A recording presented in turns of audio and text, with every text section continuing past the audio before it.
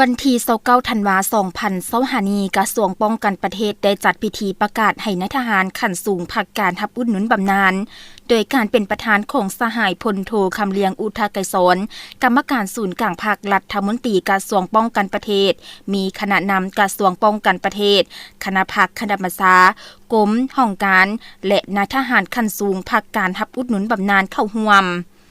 สหายพลตรีแสงมณีวรคำมณีหองหัวหน้ากลุ่มใหญ่การเมืองกองทัพได้ผ่านมติตกลงของพรรคประชาชนปฏิบัติลาวและดำรัสของนายกรัฐมนตรีว่าด้วยการอนุมัติให้นายทหารขั้นสูงอยู่กระทรวงป้องกันประเทศออกพักการรับอุดหนุนบำนาญในนี้มีสหายพลตรีประสิทธิ์เที่ยงธรรมรองรัฐมนตรีกระทรวงป้องกันประเทศสหายพลตรีสอนทองพรหมลาวงศ์หองหัวหน้ากลุ่มใหญ่การเมืองกองทัพและสหายพลจัตวาคอนสวรรค์มิงจำปาบานหองหัวหน้ากลุ่มใหญ่เทคนิคกองทัพออกพักการรับอุดหนุนบำนาญโอกาสนี้สหายพลโทคำเลียงอุทัยไกรสอนได้แสดงความย่องยอสมเสยและขอบใจบรรดาสหายที่ได้ประกอบส่วนเหือแหงสติปัญญาเข้าในภารกิจปกปักรักษาและสร้างสรรค์พัฒนาประเทศชาติเว้ารวมว่าเฉพาะแม่นประกอบส่วนเข้าในการสร้างกองทัพปฏิวัติมีแบบแผนและทันสมัย